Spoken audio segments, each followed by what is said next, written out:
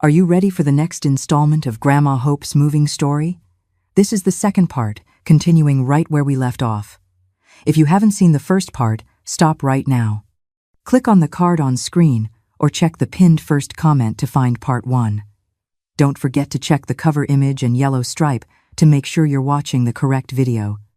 The secrets that Grandma Hope is about to reveal will leave you breathless until the very last minute. Don't miss it. Leave your trusty like now at the beginning so you don't forget when you're wrapped up in the story. Now, Miss Hope, we're ready to hear from you again.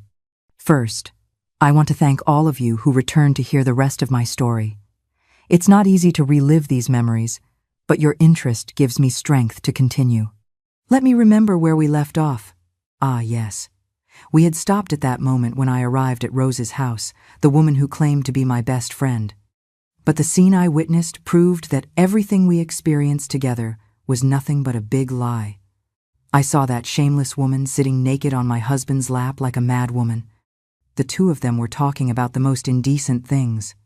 Alex was squeezing her waist with an intensity and desire he hadn't shown me in a long time. I felt as if my legs had been amputated because they weakened so suddenly that I ended up falling to the ground. The bags I was carrying hit the floor hard, making noise.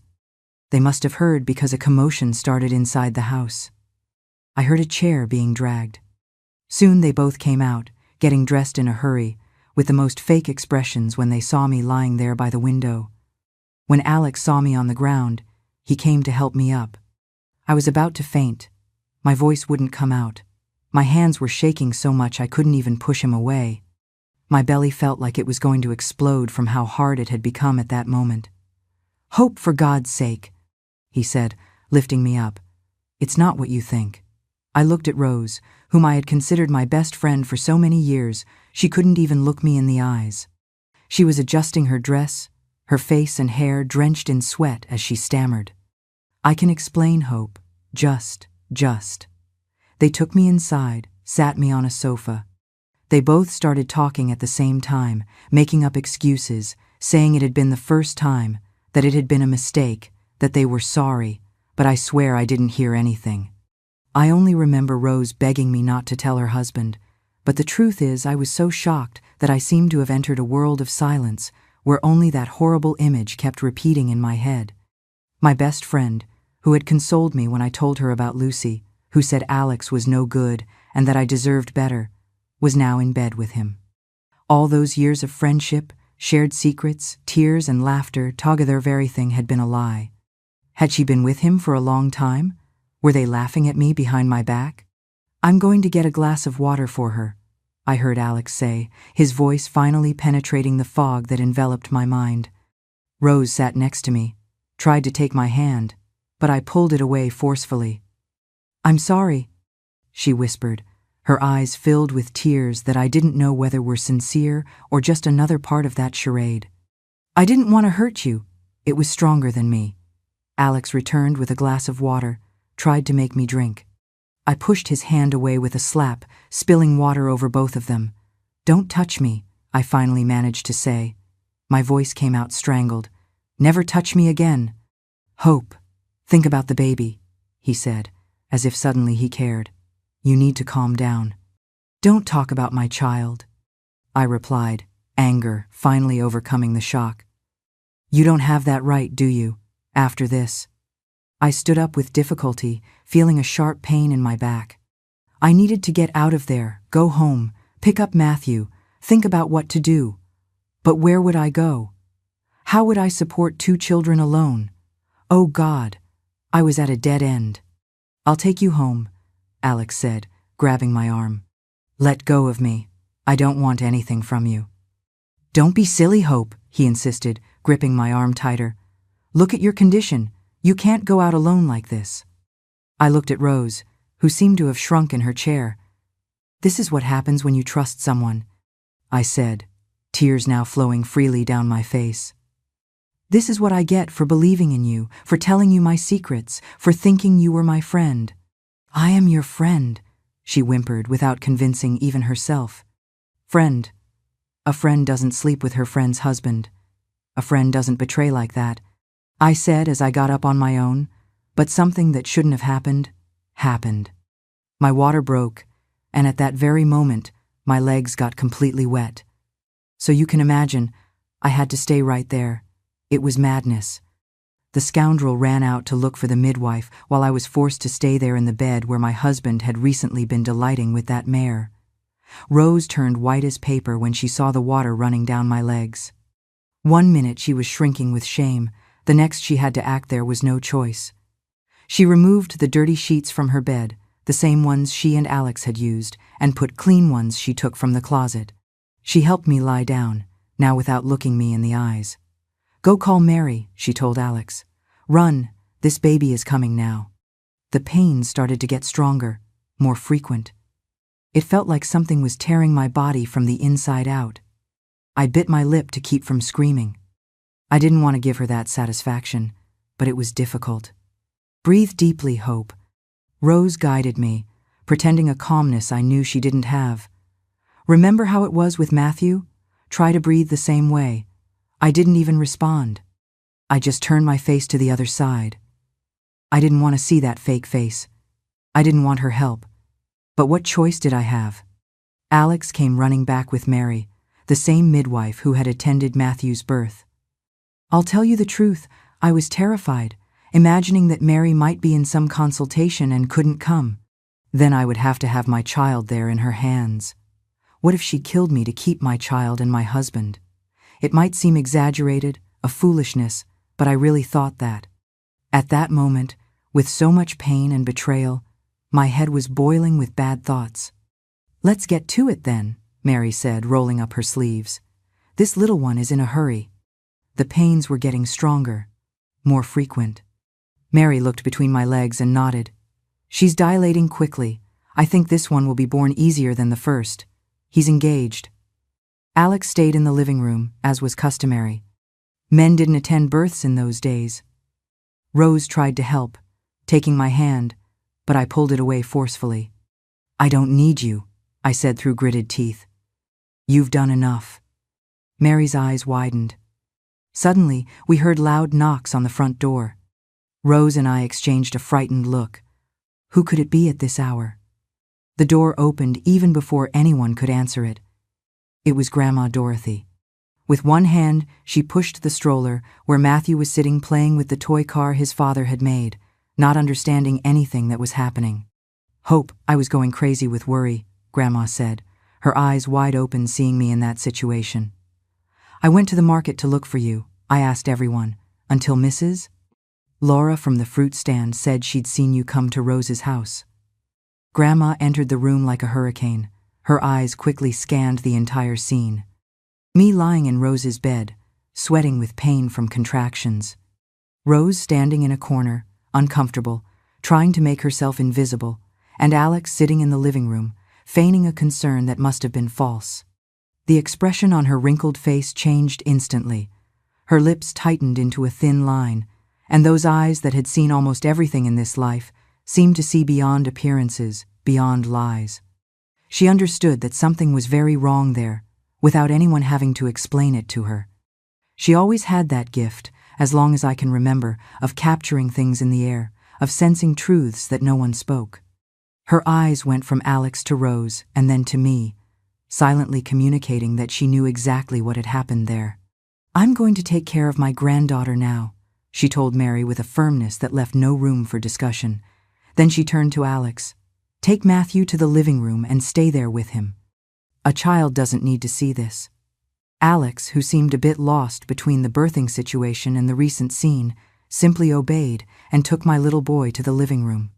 Grandma took off the shawl she always wore, rolled up the sleeves of her worn dress, and went straight to the midwife's side. "Is the labor advanced?" she asked Mary, already taking a clean cloth from her bag to dry my face. "It's going fast," the midwife replied. "This girl has always been strong." Grandma Dorothy leaned over me, her eyes now filled with a love and concern that only a grandmother could have. "Everything will be all right, my child," she whispered, taking my hand firmly. "Grandma is here now." And with her there, despite everything, I ended up forgetting what I had just witnessed and used all my energy to bring my little one into the world. The labor was faster than with Matthew, but no less painful. After about 3 hours of pushing, feeling like I was splitting in half, I finally heard the crying. "It's a boy," announced Mary, lifting a red, wrinkled baby who was crying and screaming with all his might. Grandma Dorothy cried when she saw her great-grandson. They cut the umbilical cord, cleaned the little one, and put him on my chest. Rose approached, smiling at the baby, and I, although exhausted, managed to shout, "Get away from him." She went away, all ashamed. Grandma and Mary looked at each other and said nothing. I, even with my heart broken by everything I had discovered in the last few hours, felt an immense love for that little creature. "His name will be Samuel," I said, touching his little head, which already had a bit of black hair. Alex entered the room with eyes wide open at seeing his son. He wanted to hold him, but Grandma Dorothy stood between us. "Let the mother and child rest a bit," she said, firm but polite. "You'll have time later." I noticed Alex's surprise at Grandma Dorothy's attitude. He didn't expect that. Samuel was born strong and healthy, despite being a month before expected. He also inherited his father's blue eyes. I tried to breastfeed him, which thank God I managed, and he nursed as soon as I put him to my breast. Matthew, now with his 3 years, came to meet his little brother. He thought it was the funniest thing in the world. Grandma Dorothy brought him after everything had calmed down. My oldest son came in on tiptoe, curious. He put his finger to his mouth, making a pouting face, saying, "Shh," he spoke in whispers. I think Alex taught him that. Matthew stretched out his finger and lightly touched his brother's hand, who by reflex grabbed it. My oldest son opened such a big smile that it looked like it would tear his face. It was the first genuine joy I felt on that difficult day. "He likes me," Matthew said, all proud. Seeing my 2 sons together for the first time was like a balm for my wounded heart. At that moment, despite all the pain and betrayal, I felt that I still had reasons to keep going. By then, Rose's husband had arrived. Paul entered the house with a face tired from work at the pharmacy, with no idea of the drama that was happening there. He seemed like a lost little animal, looking confused at all those people in his house, at me lying in bed with a newborn baby. With the greatest pretense, everyone greeted each other as if nothing had happened. Paul shook Alex's hand, congratulating him on the birth of the baby. Rose gave her husband a kiss, and I remained silent in bed, observing it all with a lump in my throat. I felt very sorry for Paul. He loved that. He worked hard at his father's pharmacy, saving every penny to give her a better life. It was Grandma Dorothy who, with that wisdom, perceived my discomfort. "Come on, Hope. It's time to take you and the child home," she said firmly. "We'll go slowly. Rest when you get there." I asked Grandma to help me get up. My legs were still shaking. My whole body ached, but I wanted to get out of that house as quickly as possible. The scoundrel, Alex, now in the role of concerned husband, went along helping to carry Matthew's stroller and the shopping bags I had made before. Rose, uncomfortable, tried to offer to help, but Grandma Dorothy pushed her away with a look that said it all, those grandmother eyes that seemed to see people's souls. When we were finally leaving, I felt a twinge of satisfaction that I'll never forget. That disgusting Rose's bed had been left all stained with blood, water, and everything else my labor had caused. The white sheets she was so proud of were now unusable. Let her figure out how to wash all that dirt, or throw them away or burn them, I didn't care. It was the least she could do after what she had done to me. Poor Paul.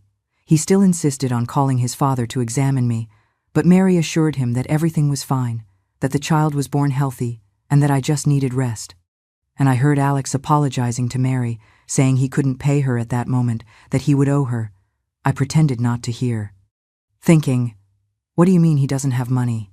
Grandma Dorothy decided to stay with me that night. My whole body ached. I had just given birth, and my soul was shattered after everything I had discovered. Alex, as soon as we got home, went straight to take a bath, avoiding looking me in the eyes. Grandma prepared the bed for me, made a peppermint tea, which she said was good for cleansing me inside after the birth and to make my milk come in more. It wasn't long before everyone arrived homey. Mom, my brother, and my dad. Only Lucy didn't come, and I knew well why. They arrived worried because Grandma Dorothy wasn't returning, It was already getting dark, and nobody knew where she was. When they saw Samuel, it was a celebration. "But wasn't the baby supposed to be born next month?" asked Mom, taking her grandson in her arms. "He came early, but thank God he's perfect," I replied without going into details about the circumstances of the birth. Dad, after seeing his grandson, stayed quiet in a corner, as always, but I noticed he was looking around, searching for Alex. Grandma Dorothy noticed it too, and exchanged a meaningful look with him that I didn't understand at that moment. Michael was playing with Matthew, making him laugh out loud, a joy in the midst of that situation. Michael started telling me that he had his eye on Monica, a neighbor of Mom's. He said he wanted to date her. I knew her since she was little pretty, beloved. I encouraged him. Conversation flowing, conversation going. I even forgot about Alex. When everyone was leaving, late at night, I realized he wasn't home. He had left without notice, without saying where he was going. I thought he must be afraid that I would tell everything I saw. I finally fell asleep, too exhausted to worry about his whereabouts. Grandma Dorothy stayed with us. She said she would spend that week with me there, even asked my brother to bring her some clothes the next day. Alex had disappeared, and, as far as I was concerned, he could stay away as long as he wanted. I fell asleep quickly, overcome by fatigue. I don't know how much time passed, maybe an hour after the family left. I woke up frightened by the sound of the door opening forcefully. I saw that the living room light was coming through the half-open door. When I opened my eyes with difficulty due to the brightness, I was scared. It was Alex, all bloody, being carried by Grandpa David. "My God, what happened?" I screamed, approaching slowly. Alex had a swollen face, a cut on his eyebrow that was bleeding a lot, his shirt torn and stained red. His grandfather David helped him sit in a chair. "Calm down, woman. Don't wake up the children." The old gravedigger spoke, glancing towards the room, where fortunately they hadn't woken up with the noise.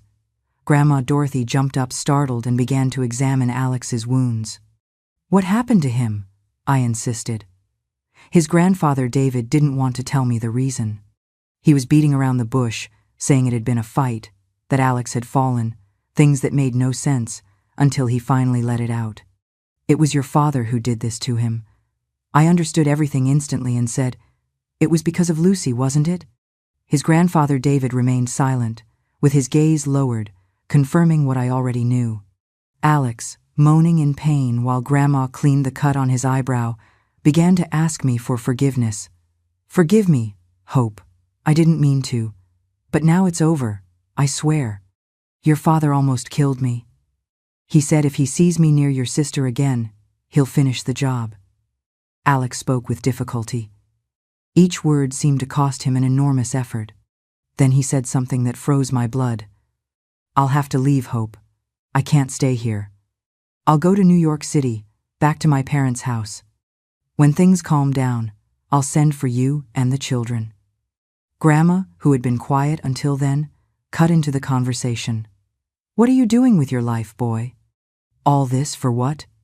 To now run away like a coward? I told you, Hope, that this boy carried the devil's shadow." The moment Grandma said that, I swear to God, the lights in the living room flickered. It wasn't my imagination. Everyone saw it. My skin broke out in goosebumps. A shiver ran down my spine. Grandma Dorothy made the sign of the cross on her chest. Alex seemed to shrink in the chair where he was sitting. For a moment, I thought he was going to argue, to fight, as he always did when contradicted. But instead, he simply lowered his head. "You're right," he told Grandma. "I've done everything wrong, but now it's too late." He got up with effort, went to the closet, and began to collect his things, sorted out the documents, wrapped it all in a bag, and turned to me. "I'm sorry, Hope, for everything. You deserved better. Whatever you hear about me, believe me, I've always loved you and I'll always love you. You're the only woman I love." He went to the crib, looked at Samuel, who was sleeping peacefully, then at Matthew in the bed. His eyes filled with tears. "I'll send you news and money when I can." I couldn't say anything.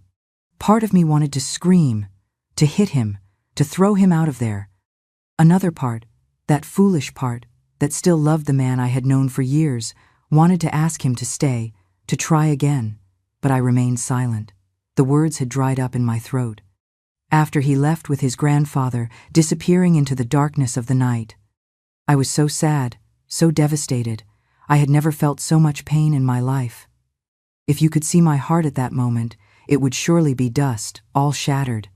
Thank goodness Grandma was there. She didn't say anything, but she helped me with the children because honestly, I wasn't in a condition to take care of them. The next day, my whole body ached. It was a mixture of pain from childbirth and pain from the soul. Samuel was nursing well, thank God, and Matthew was behaving well, perhaps sensing something was wrong. He wanted his dad. Grandma Dorothy took care of everything, the food, cleaning me, the children. I wondered how I would manage without her when she left. At the end of the afternoon, my brother Michael appeared to bring Grandma's things. He had gotten off work and had stopped by Mom's house. He arrived with a bundle of Grandma's clothes, as she had asked him. I was lying in the bedroom nursing Samuel. I heard voices in the living room. Our living room was next to the kitchen, everything small and cramped. I could easily hear what was being said. Michael and Grandma Dorothy were speaking in low voices. By the tone, I realized it was something serious. I managed to put Samuel in the crib without waking him and approached the door that was ajar. They thought I was asleep. "I've never seen Dad like that," Michael was saying. It seemed like he had turned into a beast. "And Lucy?" asked Grandma. "How is she?" "All beaten up. Dad had no mercy. He gave her a beating. He said he was going to teach her to respect her own family." I couldn't bear to just listen. I opened the door suddenly, and they both got scared, stopping talking instantly. "What happened to Lucy? What did Dad do?" I asked with my heart beating hard. Michael tried to pretend. "Don't hide anything from me, Michael. It's my husband, my sister, my family too. I have the right to know." Grandma Dorothy shook her head, displeased. "Leave it, child. You just had a baby. You're breastfeeding. That kind of nervousness dries up the milk. It's bad for the baby." But I wasn't going to let that pass in any way. Alex had gone, had abandoned his family, and I needed to know exactly why. "Tell me everything, Michael," I insisted, gripping his arm tightly. "Everything." My brother looked at Grandma as if asking for permission. She sighed deeply with that manner of someone who knows there's no use fighting against certain things. "Tell her then," she finally said. "But don't embellish it. Don't hide it. Don't exaggerate it. Just say what you saw with your own eyes." Michael led me to the kitchen table, made me sit down. "Grandma brought a glass of water with sugar so I wouldn't get dizzy," she said. My brother began to speak with great difficulty, choosing his words, sometimes stopping to breathe. "It was last night, after we left here. When we got home," Michael paused, took a sip of my water and continued. "Suddenly, we heard strange noises coming from Dad and Mom's bedroom, moans, muffled laughter. Dad went right away, went over there, and flung the door open. And there they were. My heart was in my mouth. I already imagined what was coming. But even so, hearing it was like receiving a punch in the stomach. The two of them were. They were in Dad and Mom's bed." Michael spoke, lowering his gaze ashamed. "Lucy and Alex, the two of them naked doing that." I almost fainted right there. Grandma Dorothy held me by the shoulders strongly, keeping me seated. "Dad went crazy," Michael continued, now speaking quickly, as if he wanted to finish quickly with that. "He grabbed Alex by the hair, threw him to the floor, started hitting him, kicking him. Lucy was screaming, tried to pull Dad away, but he gave her a slap that sent her flying. He said he was going to teach her to be a decent woman and continued beating her too. My God, was all I could say. The neighbors heard the screams, came to see what was happening. Mom was trying to separate them, but Dad was beside himself. Lucy received many blows. Alex tried to react, but Dad is strong. He even grabbed a stick that was leaning against the wall. My brother stopped, took a deep breath. I noticed his eyes were teary. I had an asthma attack. I couldn't breathe well in the middle of all that confusion. Mom had to help me, get me out of there. I didn't have the strength to help separate them, Hope. And after that? I asked, my voice barely coming out. After that, his grandfather David arrived. Someone must have warned him. He managed to intervene, to restrain Dad. He took Alex away. Dad was shouting that if he saw him around there again, he would kill him. And he seemed to mean it. I almost fell off the chair. Grandma held me, made me drink more sugar water. My head was spinning, my stomach upset. And Lucy? I asked after a while. She's in bed at home, all beaten up. Mom is taking care of her, but hardly speaks to her. She's ashamed. Everyone in the neighborhood found out. The worst of all was imagining that scene in our parents' bed. Alex, my husband, with Lucy, my little sister, whom I myself had helped raise. That was too much for me. At that moment I understood why Alex had decided to leave. It wasn't just because of my father, who could really fulfill his threat to kill him. It was because now the whole town knew. The scandal had formed. Gossip must already be running through the streets. That's why he had to flee, I murmured, more to myself than to the others. It's better this way, said Grandma Dorothy firmly. A man who doesn't respect his own family doesn't deserve to have a family. Well, now things happened in a way that I and our entire family suffered a lot. More than a week later, Grandma Dorothy said I should register my son. You can't leave the child without documents, Hope. It's his right to have a name. I knew she was right. In those days, in '68, the law said that the child had to be registered by the father or, in his absence, by the mother. I had to gather my courage and go to the city registry office. I carried Samuel wrapped in a blanket. It was cold those days. Grandma stayed with Matthew at home. When I got there, Mr. Anthony, the secretary, looked at me with that face of someone who already knew everything. Mrs. Hope, he said with a serious voice, you've come to register the child. Yes, I replied, gathering my courage. And the father? He asked, knowing full well the answer. He's gone. Mr. Anthony cleared his throat, adjusted his glasses on his nose. You know that by law, if you're legally married, even if the husband isn't present, the child is automatically considered his, right? His name will appear as the father. That's how it was. If the woman was married, the child she had was presumed to be her husband's. They called it presumption of paternity. Even if the man had left, even if everyone knew he wasn't the real father, on paper his name would appear. I'll need the marriage certificate, said the secretary. Fortunately, Grandma Dorothy had reminded me to bring it. I handed him the paper.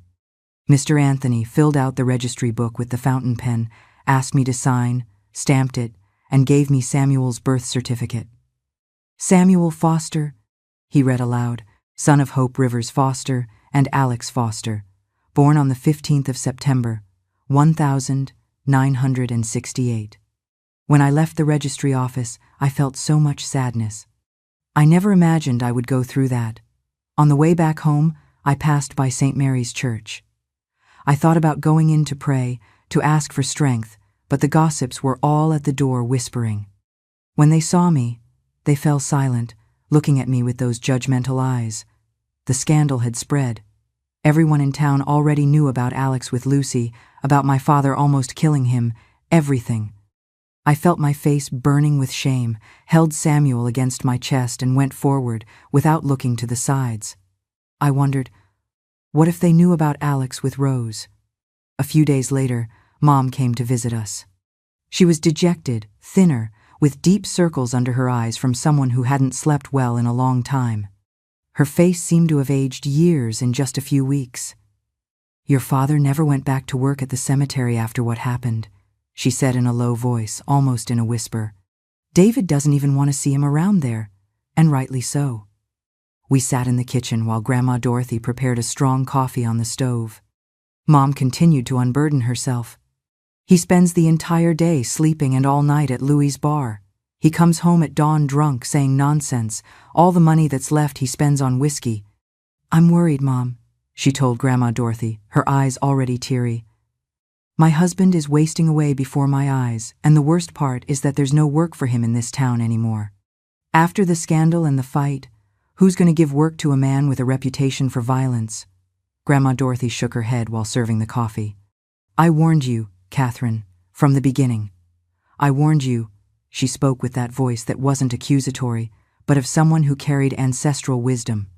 I said that the place of the living is not near a cemetery. That house has always had a shadow. Mom, for the first time in so many years, didn't contradict Grandma. On the contrary, she lowered her head and nodded. You were right, Mom. We shouldn't have moved to that house, behind the cemetery, nor agreed to sew those burial shrouds. It seems that since we set foot there, misfortune has haunted us. The situation was becoming unsustainable. Between Alex's betrayal with my sister, his subsequent flight, and now the birth of little Samuel, I felt like the weight of the world was falling on my shoulders.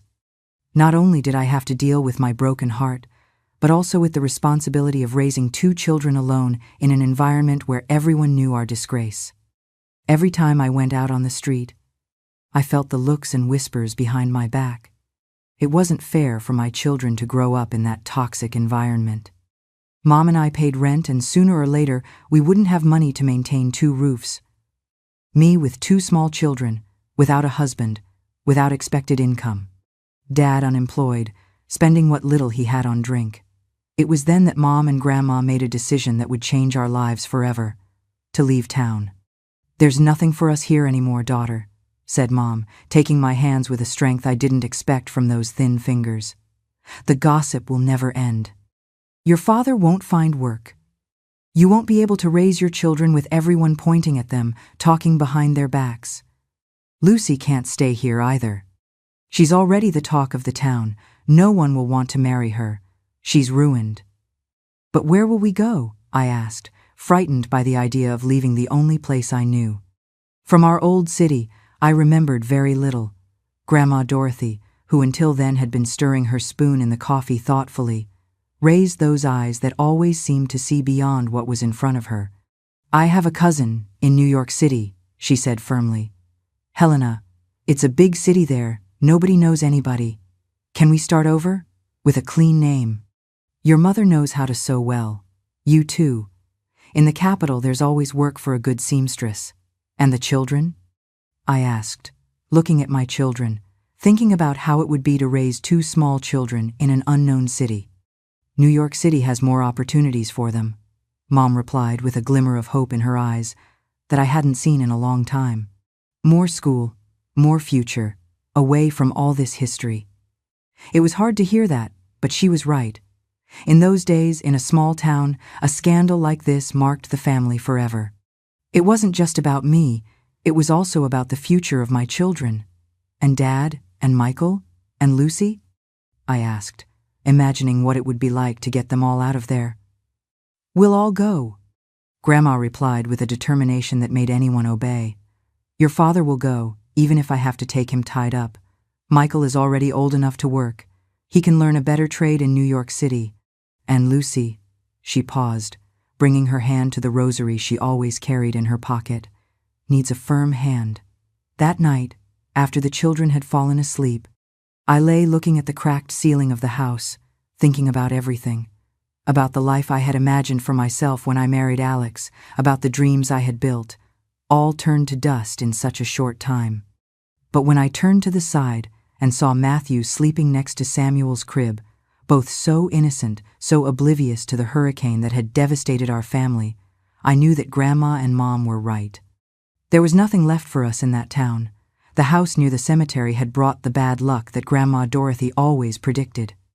It was time to turn the page and start anew, away from that white wall, away from the burial shrouds, away from the blue eyes that once bewitched me.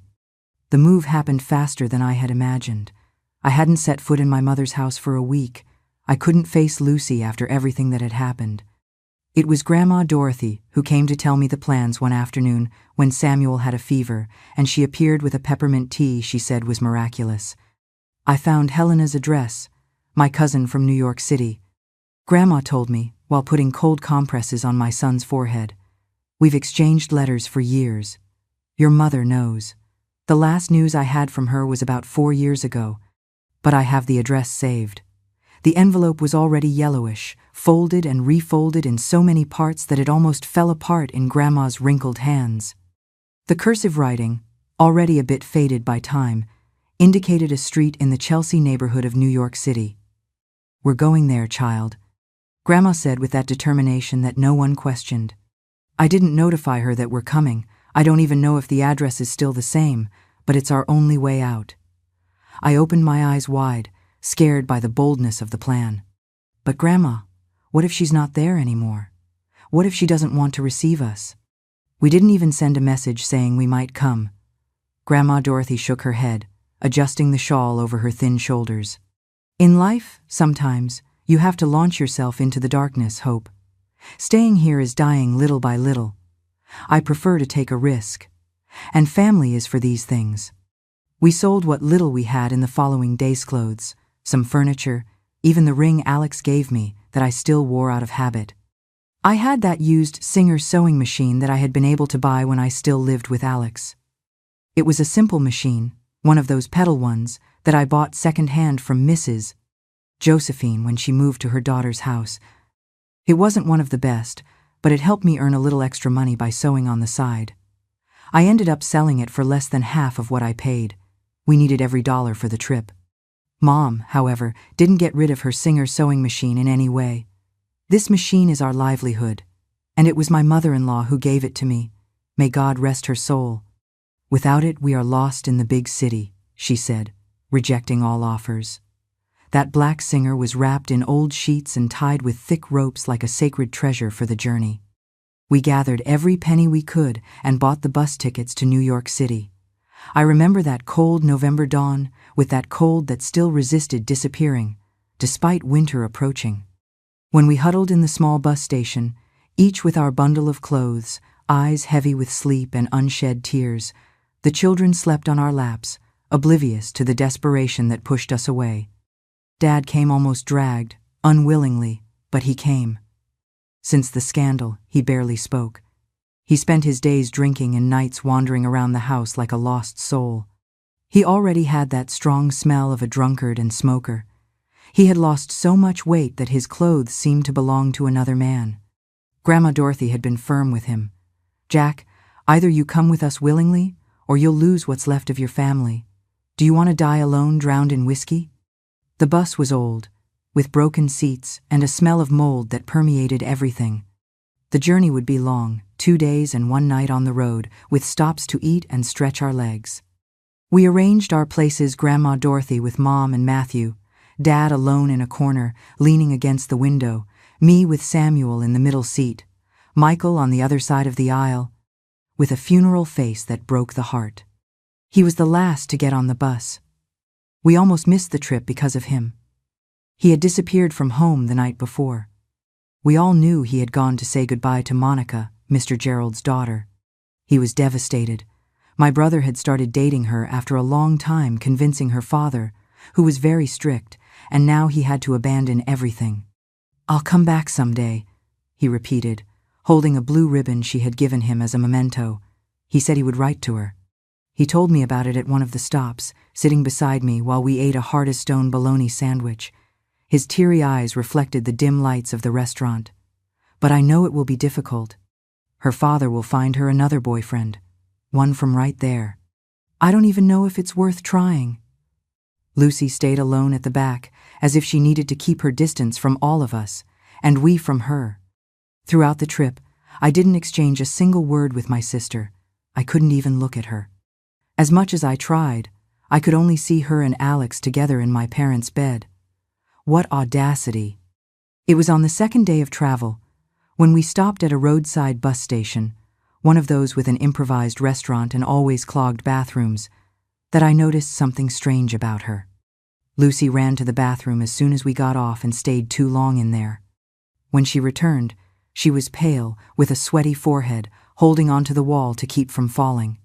Mom, always attentive, even with all the sadness, went after her, concerned, and returned minutes later, with an expression that said it all.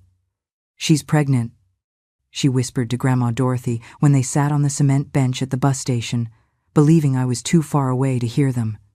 "She has morning sickness. There's no way to hide it. She must be about 2 months along already. The world spun around me. What?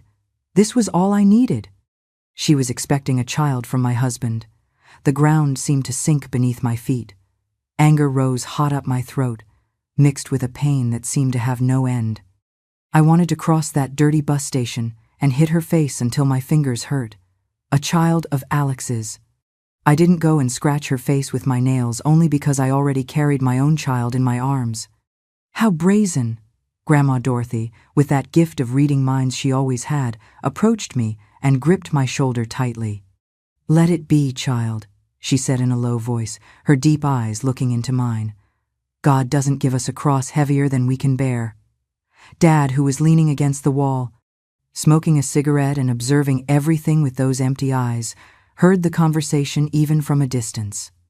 I saw his whole body tense, and something in that beaten face lit up again, an anger so intense it seemed like he was going to explode.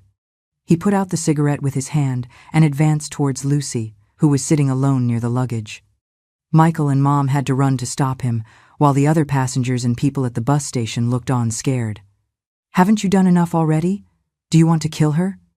Mom pleaded in a low voice, standing between Dad and Lucy, who was now crying, huddled on the bench. "Look, that trip was very tense. It was 3 days and 2 nights of travel. The time was longer than they told us. The bus broke down once. We were stranded in the middle of nowhere for hours until they fixed it. The children cried from tiredness, from hunger. I hardly slept at night, for fear that Dad would try to do something to Lucy, or that she would try to run away. Where to, I don't know. When we finally arrived in New York City, the impact was great.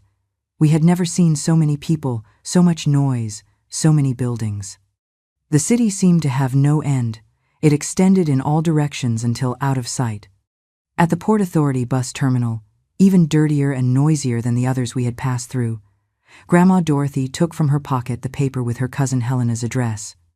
It was so wrinkled and dirty that it could barely be read. A porter passing by offered to help us understand where it was. "Chelsea? It's far from here. You with all that luggage and small children won't get there by bus," he said, looking at our disheveled and exhausted family. "I know a guy who does shuttle rides with a van. It's not expensive and you'll all fit." The van man, Mr. Jr., appeared half an hour later. The van was old and smoking, but it fit all our luggage, Mom's heavy Singer sewing machine, and the whole family crammed into the seats. The ride wasn't cheap, but it was still our only option. Mr. Jr. complained about the weight, especially the machine, but he was a good-hearted man. He had no difficulty finding the address. When we finally arrived at the street indicated on the paper, it was almost night. House number 43 was small, looked humble. Grandma Dorothy, with that courage she always had, was the first to get off and walk to the door. She arranged her worn dress, the shawl over her shoulders, and clapped her hands. We stayed inside the van, watching with our hearts in our throats. She was our only contact in that huge city. If it went wrong, we didn't know what to do.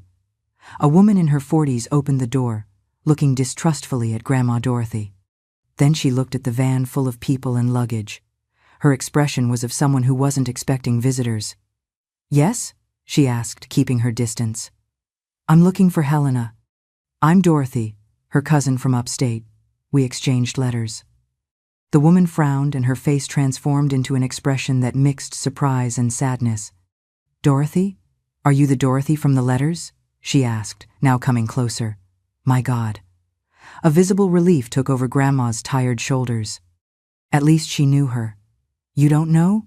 My mother passed away 4 years ago." It was as if the ground disappeared beneath our feet. Our only hope, our only connection in that huge and frightening city had died 4 years ago. Grandma Dorothy, always so strong, staggered a bit, needing to lean on the door. Mr. Jr., impatient, honked the horn to remind us that he had more to do. We all got off not knowing what to do. Our suitcases piled on the narrow sidewalk. The woman perceived our desperation and, in a gesture of kindness I'll never forget, opened the door wider. "I'm her daughter, Aparecida. Helena's daughter," she clarified, pointing to the letter my grandmother held in her wrinkled hands. We looked at each other, not knowing what to say. Aparecida, Helena's daughter, looked at our suitcases, at the tired children. "You come from far away, don't you?" she asked, and before we could answer, she continued, "Come in, let's talk inside. A cup of coffee will help us think about what to do," while my mother, Catherine, prepared the table for dinner with Aparecida's help. I observed how these two women, so different and unknown to each other until a few hours ago, already worked together as if they were lifelong family. The solidarity between women has always seemed to me a silent miracle, a force that crosses borders and differences. And so, through the kindness of a stranger who was our only family in that big city, we took the first step in what would be our new beginning. I remember entering that unfamiliar house with Samuel in my arms and Matthew clinging to my skirt, thinking that maybe, just maybe, we could start a new life there. The first days in New York City were overwhelming.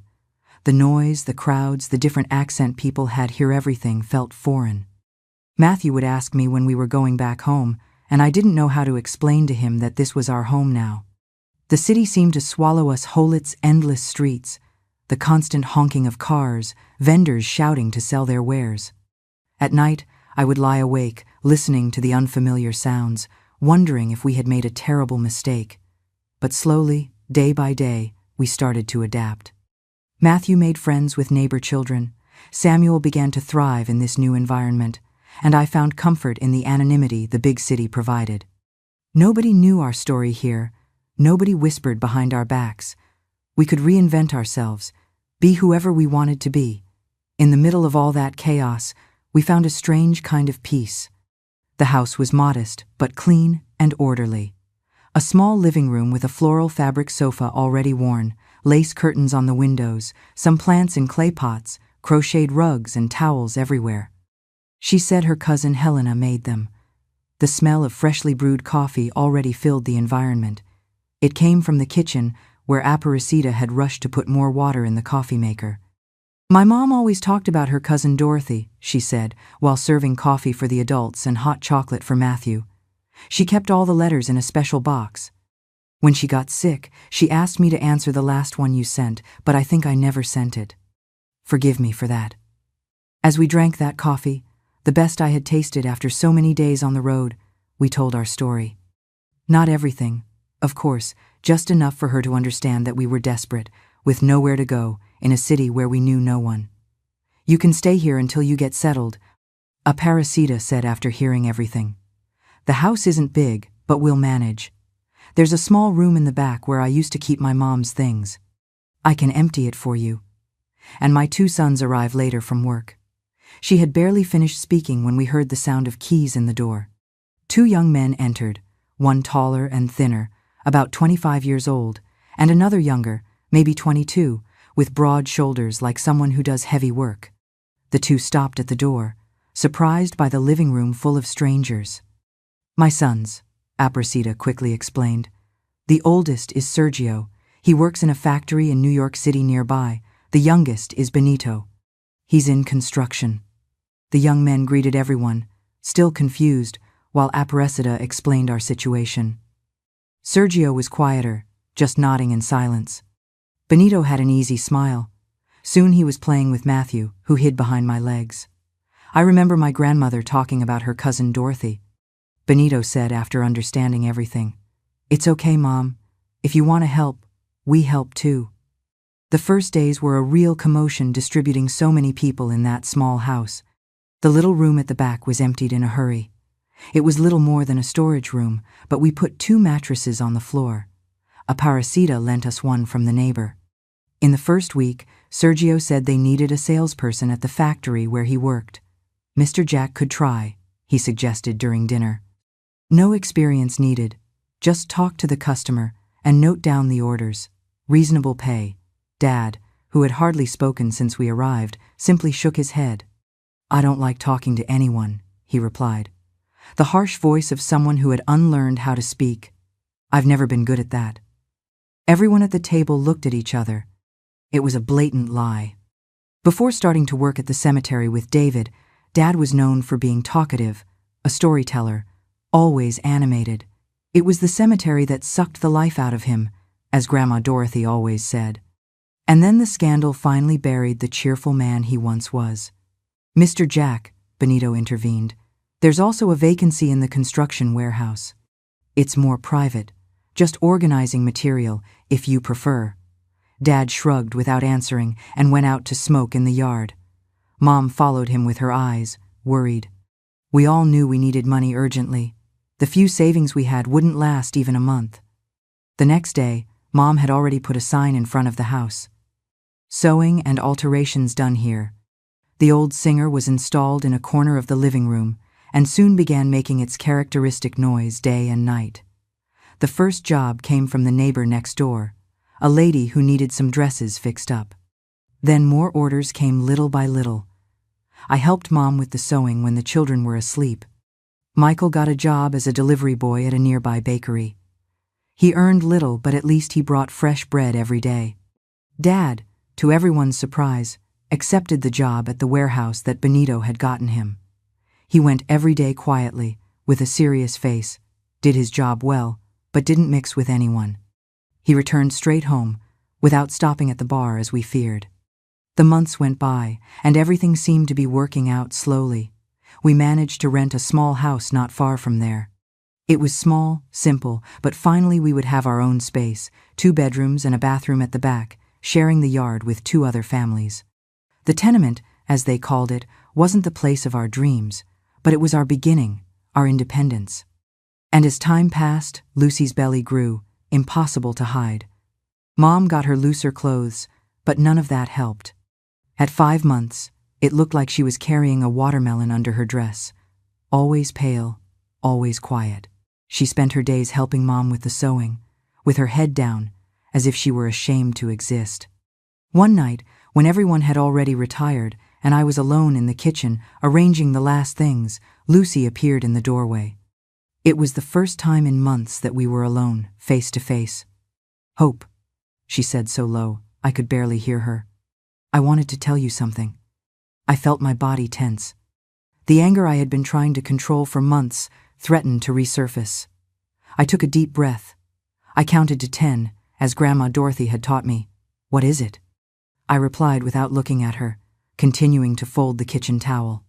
"I know you'll never forgive me for what I did. I don't forgive myself," she said with a trembling voice. "But I want you to know that I regret it every day. For hurting you, for tearing our family apart." Now I was looking at her, at that face I once looked at with so much affection. "Why did you do it?" I managed to ask, the question that had tormented me for months. "Why him of all people?" Lucy lowered her gaze, her restless hands on her round belly. "I have no excuse, Hope. I know what I did is unforgivable," she said with a broken voice. "But the truth is, I fell in love with him. I didn't want to. I swear I fought against it. Each day was torture to see you with him, pretending everything was fine." I raised my eyes, surprised by her confession. I didn't expect to hear that. "I know, it doesn't justify it," she continued, now looking me in the eyes. "But I couldn't control what I felt. He made me feel special, said nice things as if I were the only woman in the world."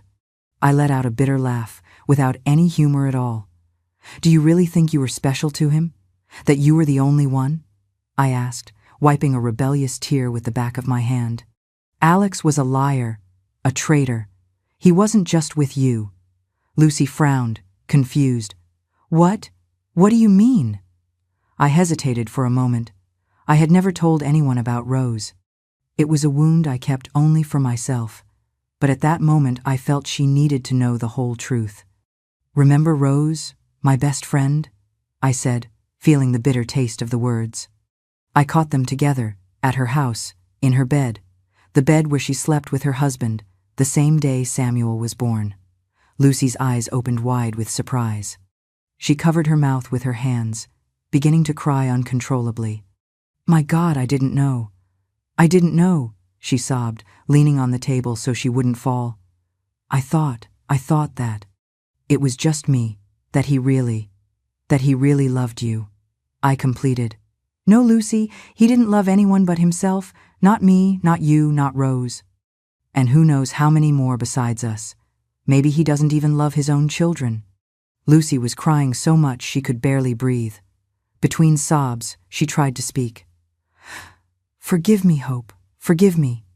I was so stupid, so blind. I believed I was special, that he really loved me, that I had been the only one. For the first time since the scandal, I felt something different from my sister.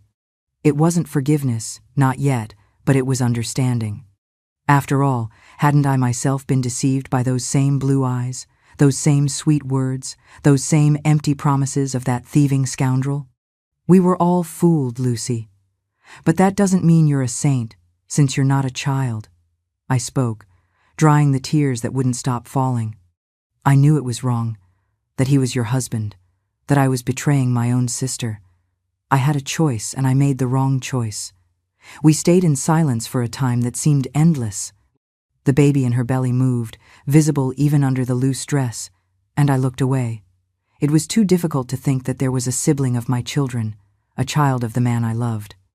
And, honestly, despite everything, still loved. After that conversation, we continued not speaking to each other. Grandma Dorothy used to say that every ending is also a beginning. Maybe she was right. There, far from that cemetery, far from that town where everything fell apart, maybe we could start again.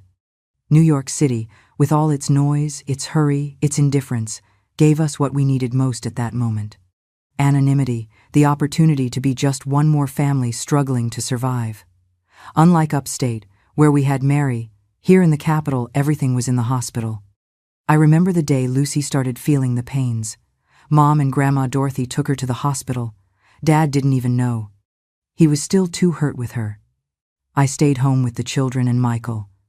When they returned, they brought in their arms a beautiful child with rosy cheeks and eyes of a blue identical to his father's. The resemblance to Alex was so strong it hurt to look at him. If you put him next to Samuel, they looked like twins. They were so similar, despite the age difference. "I'll call him Antonio Alexander," announced Lucy. "Antonio in honor of our father in an attempt to appease things, and Alexander, well, for his father." The first months were difficult. The child cried a lot at night from colic, and in the tenement, with the thin walls, everyone heard him. The neighbors complained. Mom would stand up rocking the little one, while Lucy, exhausted, tried to sleep a bit. My children also woke up with their cousins crying. Dad was getting better little by little. The work in the construction warehouse suited him well. At first it was just good morning and good night, but over time he returned to conversation. One day he came home and told a joke he had heard from a workmate. Everyone at the table fell silent, surprised, until Grandma Dorothy let out that delicious laugh of hers, and the others followed. It seemed that a little bit of the dad from before, that storyteller, had returned, and he and Mom were getting closer little by little too. When Antonio Alexander turned 2, Lucy was already working in a clothing factory there in downtown. She would leave the child with Mom during the day. It was there that she met Nelson, a handsome man with light green eyes, which looked a lot like Alex's. It was no wonder she was interested in him. Nelson didn't have a steady job. He lived from sporadic work, lived in a tenement near downtown. One day he had a lot of money. The next he had nothing, the type of man who spends more time in the bar than at home. Lucy started disappearing on weekends. She said she was doing overtime at the factory, but we all knew she was with him. Little Antonio Alexander stayed with us, Mom, Grandma Dorothy, me and the children, who took care of him. The child already called my mother Mom, from spending so much time with her. One day, Lucy surprised us preparing a small suitcase. "I've come to get my son. I'm leaving," she announced just like that. "What do you mean you're leaving? Where to?" I asked, scared. "I'm going to live with Nelson. We'll get married next month." Mom became desperate. Grandma Dorothy, who always had an opinion on everything, this time was left speechless. Little Antonio Alexander cried, clinging to my mother's legs. He didn't want to leave. He didn't even know his own mother well from how absent she was. "You can't just come like this and take the child. He's used to being here with us," I argued. "Yes, I can. He's my son," she replied dryly, taking the child in her arms, who kicked and cried more. Dad, who had already grown fond of his grandson, didn't even want to see the scene. He went out to the street, probably to drink. It was painful to see history repeating itself. Once again, Lucy thinking only of herself. Nelson was waiting outside, leaning on an old car, with a cigarette in his mouth, his shirt unbuttoned, showing a gold chain on his neck. He looked at us all with indifference, as if we were strangers and not the family that had raised his son for 2 years. After she left with the child, the house was left with a void. Matthew asked about his cousin. Samuel, still small, looked for the other child around the house. Mom cried in hiding. There was a little outfit that Antonio Alexander had forgotten. Mom said she wouldn't wash it so she could always smell her grandson. I confess that I also took that piece of clothing and smelled it sometimes, missing the child. Grandma Dorothy prayed, with the rosary always in her hands, asking for the family and for little Antonio Alexander. Meanwhile, Lucy disappeared for 2 years, didn't send news, didn't bring the child to visit. When she finally reappeared, one Sunday, she was already pregnant again. She came with Nelson and little Antonio Alexander, who almost didn't recognize us. Now she had the airs of a lady, with a new dress and her hair styled. The child calls Nelson Dad, commented Mom afterwards, hurt. He's already forgotten us. It was another wound we had to learn to live with, another absence to get used to. Life always seemed to teach us in the hardest way that people leave, take pieces of us, and we have to move on anyway. Michael also followed his path. At first he still sent letters to Monica, from our town. The first weeks he ran to the post office every day to see if there was a response. When a letter arrived, it was a celebration, but over time the responses became scarce. I think she's moving on with her life, he said one day with a sad smile, and I need to move on with mine. A few months later, he started dating Elena, the daughter of the owner of the workshop where he worked. She was from a Spanish family. The father was as fierce as a bull, but Michael won the old man over with hard work and respect. Soon they got engaged and planned to get married. After 5 years in New York City, that opportunity arose that could change our lives, the opportunity to have our own house. The government was financing social housing through the Federal Housing Administration, FHA, all over America. The neighbor from the tenement, Mrs. Sierra, told me about a housing development they were building in Queens. The next day, I went to the FHA office to see how it worked. It was a set of simple little houses, all the same, with 2 bedrooms, living room, kitchen and bathroom, a small backyard that was barely enough to hang clothes. It was far from everything, almost at the end of the subway line. But for someone who lived in a rented tenement, it seemed like a dream. The FHA employee, a man with glasses and a mustache, explained the conditions to me. You need to prove family income, have an employment contract. The financing is for 25 years, with installments that increase according to the minimum wage. I explained to him that I worked as a seamstress, but I didn't have Social Security. And your husband? Are you legally married? He asked. I felt uncomfortable. He left. But we are legally married, yes. The man scratched his mustache. Look, if you're legally married and you get the financing, half of the house would be yours, even if he's absent. You would need a legal separation, a divorce, to ensure that the property wasn't partially his. It was like a bucket of cold water. I had never thought about that. If I bought a house, Alex could appear one day and claim part of it. On the other hand, how would I get divorced if I didn't even know where he was? I returned home with my head spinning. I told everything to the family during dinner. Dad has an employment contract, I suggested. If the house is in his name, we solve this problem with Alex. Dad, who was already better, working stably for years in the construction warehouse, agreed right away. Let's see about that tomorrow. The next day, Dad, Mom, and I went to the FHA. Since he had a steady job with an employment contract for more than 4 years, we were able to register. The waiting list was long, but maybe we could get one of the houses. For now, we decided to continue with the registration in Dad's name. Months later, we received the news. We had gotten one of the houses. It would be in his and Mom's name, the home for all of us. The day we received the keys was exciting. Everything was new, except for our furniture, of course. The streets weren't yet completely paved. The neighborhood was under construction, transportation was precarious, almost 2 hours to downtown, but we looked at those walls and saw a future. The years passed too quickly.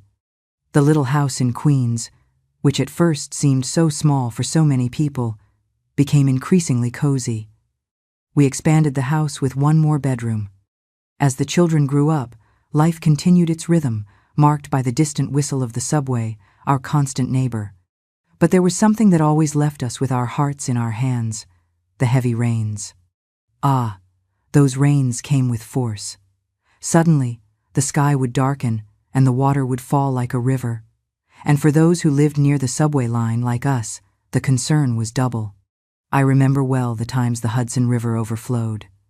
The water rose quickly, flooding the street, approaching our houses. We would run to lift the furniture, put the most important things up high. It was crazy. The neighbors would help each other, watching the water rise fearfully. The subway line, poor thing, sometimes suffered too. We would see the water approaching the tracks and get nervous, wondering if the train could pass. There were times when we were isolated, unable to leave the house, waiting for the water to go down.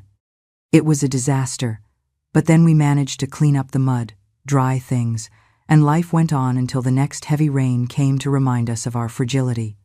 Despite the negative aspects of our area, Dad went to work every day. They had already promoted him to warehouse manager. Mom and I sewed on the side. We already had a large clientele. The children kept growing, studying, playing in the streets of the neighborhood, which little by little was also improving. One afternoon, about 10 years after we had arrived in New York City, I noticed that Grandma Dorothy was strange. She always got up early, made coffee for everyone, religiously prayed her rosary. But that day, I found her walking around the house in her nightgown in the middle of the afternoon, looking for something. "What are you looking for, Grandma?" I asked. "My rosary. I can't find my rosary," she replied anxiously. "But your rosary is around your neck." I pointed to the rosary she never took off. Grandma Dorothy looked at her chest, surprised, as if she didn't recognize the object. Then she smiled shyly and returned to her room. It seemed strange to me, but I didn't give it much importance. It was then that the forgetfulness started to become more frequent.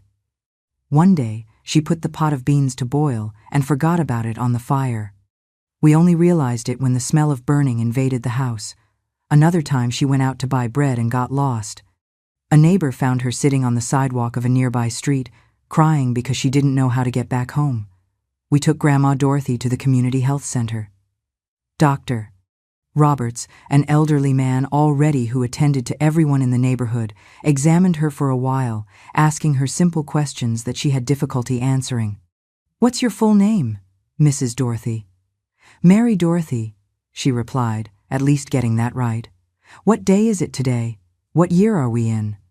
She frowned, confused. I don't know for sure. I'm always at home. All days are the same." "Who is this lady next to you?" He pointed toward me. "It's Catherine, my daughter," she replied, confusing me with my mother. After some more questions, the doctor asked her to wait in the next room while he spoke with me. "Mrs. Hope, your grandmother has a serious memory problem. Here at the community health center, we can't do more complete exams on her, but from the symptoms, it seems to be advanced senile dementia. Is there any medicine, doctor?" I asked anxiously. "Look, to be honest, there's not much to do. We can give her a tranquilizer when she's very agitated, but it won't cure or stop the disease.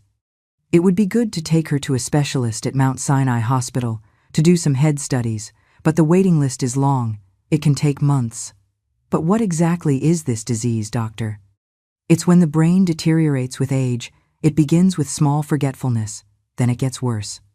She may forget how to do simple things, like getting dressed, eating. She may no longer recognize you.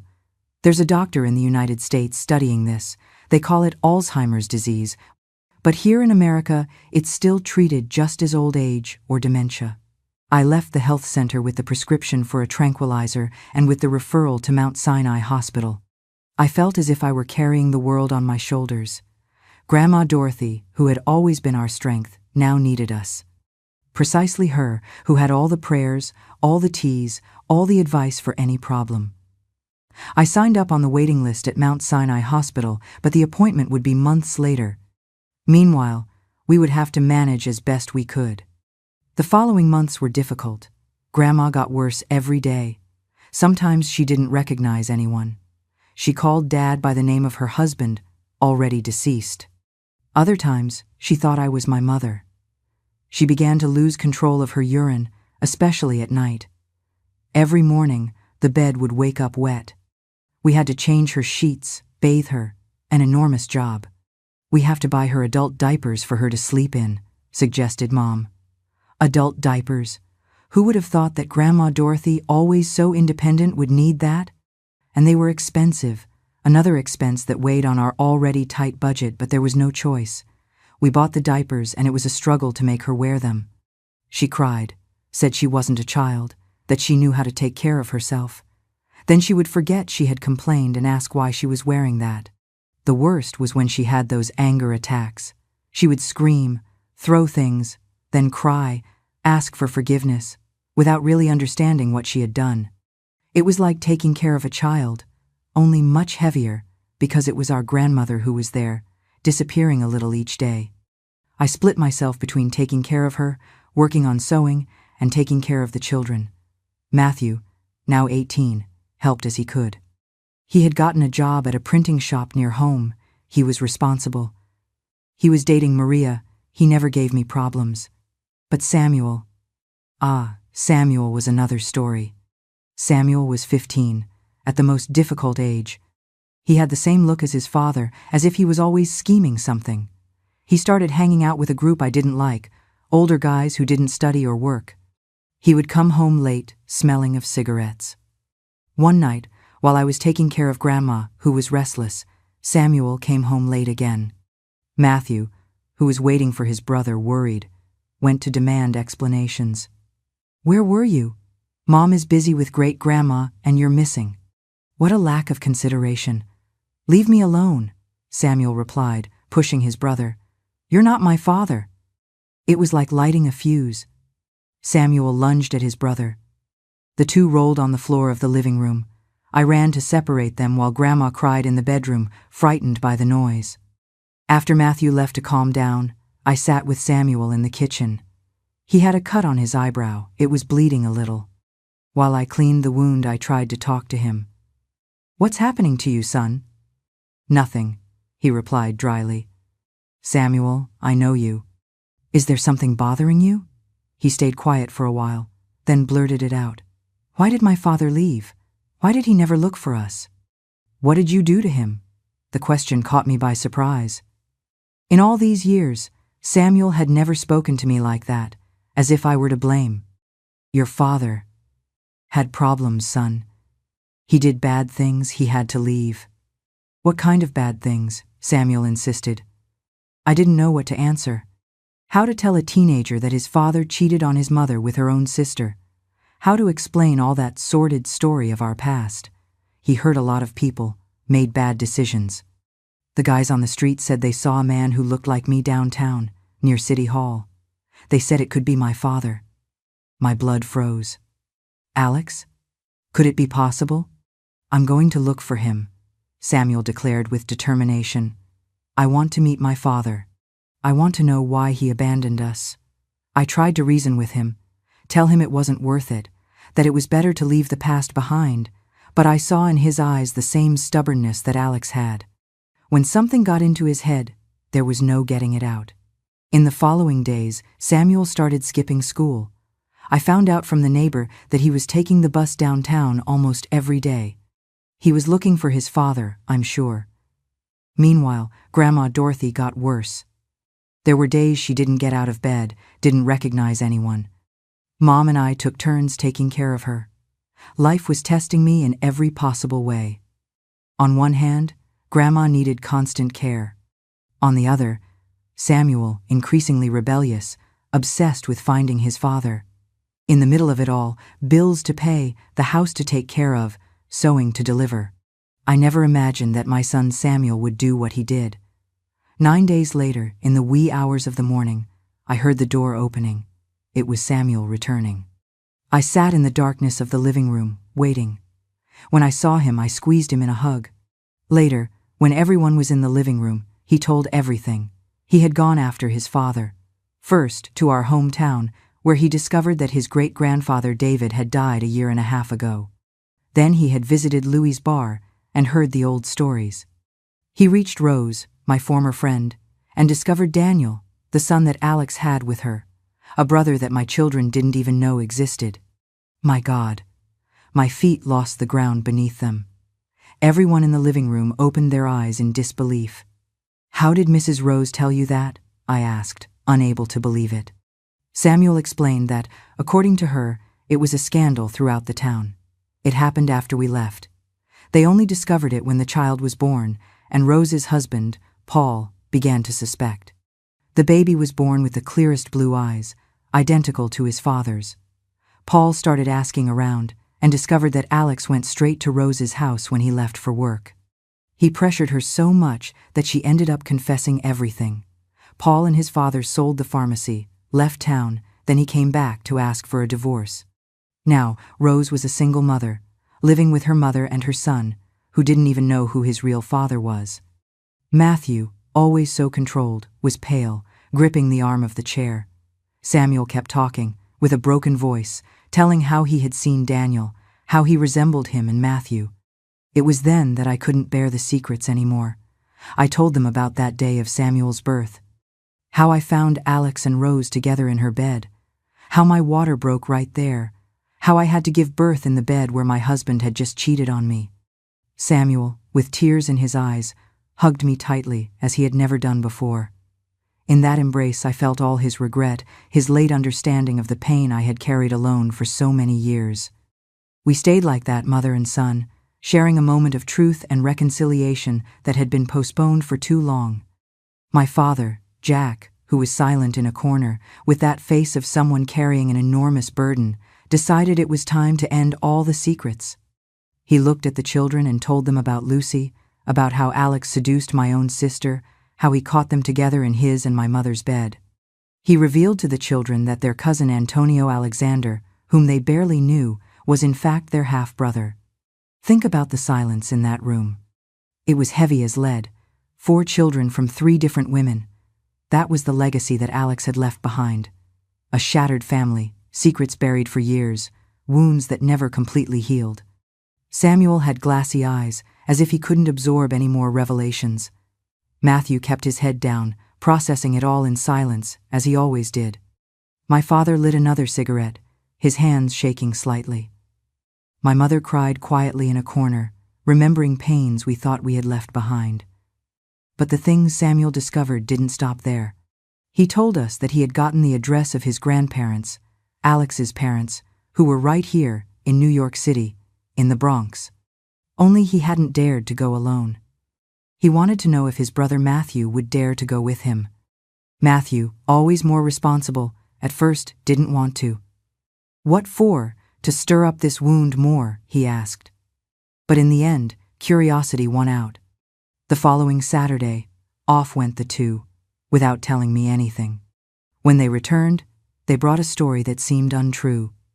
They found their grandparents, Mr. Lewis and Mrs. Grace, at a small market stall on East Tremont Avenue. First they went to their house. The neighbors sent them there. They were selling cheap knockoff sunglasses and could barely make ends meet. They lived in an old and small house. According to them, our house was much better. Samuel said the elderly cried when they introduced themselves.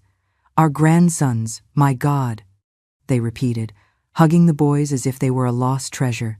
They closed the stall right away, took them to the house where they lived, gave them coffee, cornbread, the best they had.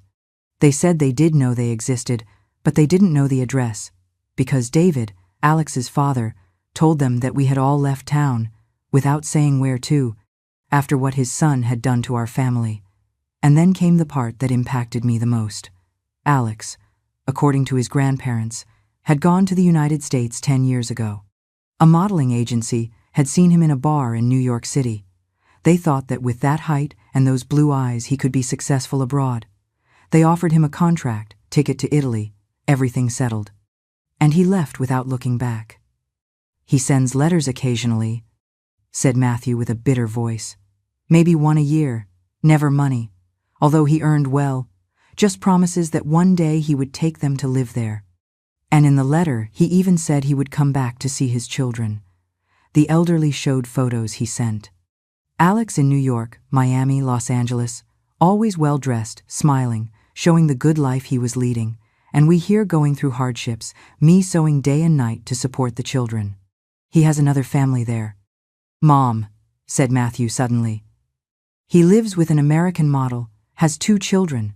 The grandparents showed photos of them together, of their children, beautiful, blonde. They couldn't officially marry because he's still married to you here in America, but they live as if they were married.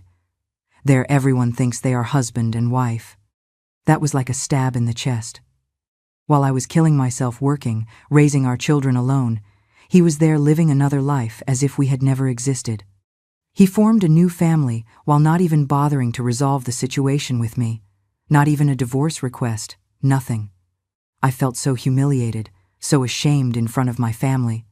My children came back different after that search, especially Samuel. That blind admiration he felt for his father disappeared like smoke. He realized that Alex really didn't care about anyone but himself. It was good that they found out everything, although I had tried to hide it at all costs. Better the naked and raw truth than a beautiful lie. That agony I had deep in my heart also improved. Not knowing where that man who had destroyed my life was, that still affected me on sleepless nights.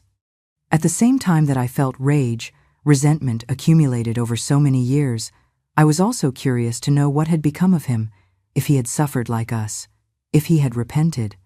10 years. 10 years since he walked out the door with an old bundle of clothes, promising to send news that never came. 10 years pretending that one day he would knock on the door. Now I knew he would never return, that he had chosen another life, another path that didn't include us. The boys gave their paternal grandparents the address of our house. Mr. Lewis and Mrs. Grace started coming to see us from time to time. At first only on Sundays, then they started coming even to the children's birthdays. The elderly always brought a cake bought at the bakery and some simple little gift. It was strange to see them at first, but little by little we created a mutual respect. We understood each other without talking much. They were simple people who had also been abandoned by their son, like us. Sometimes I would see Mrs. Grace looking at me with moist eyes, as if asking forgiveness for the sins of her son. Grandma Dorothy passed away a few months after all those discoveries. She spent a few days in the hospital, us always taking turns not to leave her alone there, so that if she woke up, she would see a familiar face, in case God performed a miracle. But he didn't want her with us anymore.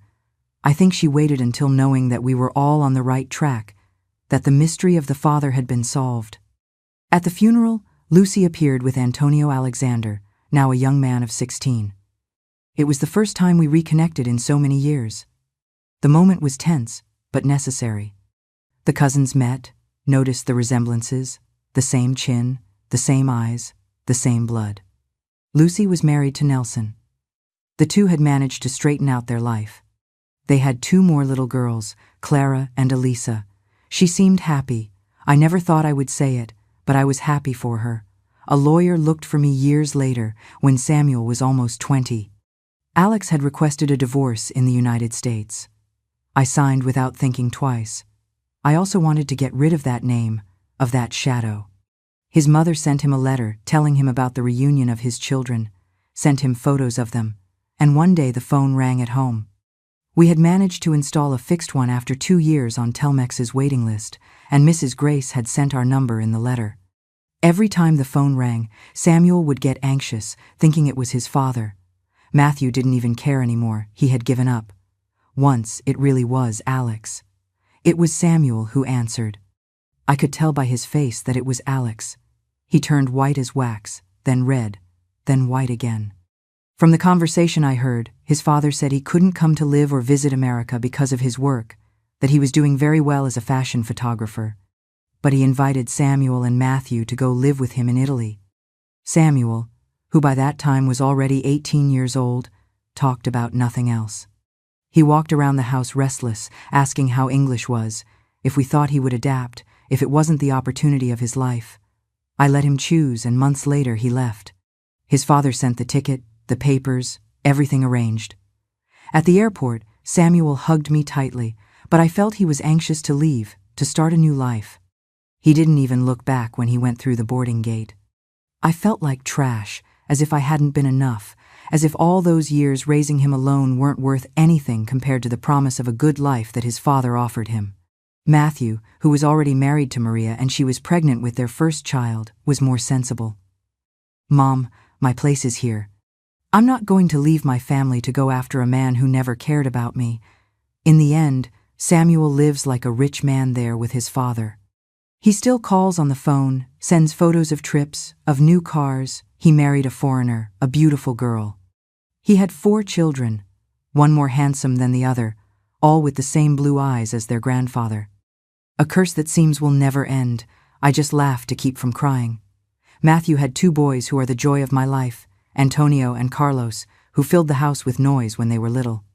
I also tried to rebuild my life. I met a divorced man, Claude, handsome, educated. He was the manager of a shoe store at Macy's. I went to live with him in a nice house in the Astoria neighborhood, simple but orderly. He had a daughter, Paula, who came to spend the weekends with us. At first, everything was rosy. He gave me gifts, took me out to dinner, things I had never done with Alex, but I received the same blow as before. He was always seeing his ex because of his daughter, and later I discovered they always slept together. When she came to pick up the girl, I returned to my parents' house at 43 years old, head down once again, with 2 suitcases and a broken heart. After that, I never was with anyone again. I became afraid of men. I know there are good men out there. My father was good to my mother until the last day. My brother Michael is a saint to my sister-in-law Elena. Sometimes I wonder what I would feel if I saw Alex again after so many years. Would I still feel that burning anger, that deep betrayal? Or would I feel nothing at all? There were nights, especially when I was younger, when I dreamed that he walked through our door, begging for forgiveness, and I slammed the door in his face. Other nights, I dreamed that he returned, and I welcomed him with open arms, as if nothing had happened. The truth is that love and hate are 2 sides of the same coin, and for many years I didn't know which of the 2 I felt more strongly. Now, mainly I feel indifference. And that is perhaps the greatest victory of all, to look at someone who once meant everything to you and feel nothing. That is true freedom. Matthew is good to Maria, but unfortunately for me, it didn't work out. What can you do? My grandmother lived more than 30 years alone after being widowed. I can too. The house in Queens finally got paid off. After so much sacrifice, that piece of land was truly ours. Today, at 77 years old, I look back and see that life is made of ups and downs. There are days I wake up with pains all over my body, a consequence of the sleepless nights sewing. But it soon passes when I hear the laughter of my grandchildren and great-grandchildren filling the house on Sundays. Matthew brings the whole family. They spread toys throughout the living room. They barbecue in the yard. Samuel has come to America 3 times in all these years. He never brought his wife. He says she doesn't like planes, but he brought 2 of his daughters, Jennifer and Emily. They are precious, with hair as golden as wheat. Their father's eyes, that blue that haunts me across generations. The little ones speak a mixture of everything, half English that their father taught them, half Italian. Sometimes they spend hours trying to explain something to me, gesturing, laughing at the grandmother who doesn't understand. The last time he came, Samuel surprised me. We were sitting in the yard, watching the children play. Suddenly, he took my hand. He had tears in his eyes. "Mom, forgive me for leaving like that," he said. "I chased after a dream and left behind what really mattered." He told me that after getting to know his real father, living with him, he understood the sacrifices I had made alone. He said he loved me more than anything in this world, that it had taken him years to understand the value of a mother who never gives up on her children, even when they give up on her. I don't know if I believe all those beautiful words. After many years, I've understood that forgiveness is not a destination, but a path we travel every day. forgiving Alex, Lucy, Rose. Hasn't erased the scars, but it has eased my soul. The hardest thing has been to forgive myself for having blindly trusted, for having felt insufficient for so long. Sometimes, when looking into the blue eyes of my grandchildren, I no longer see the betrayal, but the continuation of life, the miracle that is born even from the deepest wounds. This hasn't been easy or quick. There are days when resentment returns like a storm, but little by little I've learned to let go, not for them but for me. Today, at my 78 years, I can say that I feel peace, something I never thought possible. The pain hasn't completely disappeared, but it's no longer what defines me. If my story has moved you, I invite you to subscribe to this channel where we share real stories, testimonies like mine, that remind us that there is always hope, even when it seems impossible. As my name indicates, hope is the last thing to lose.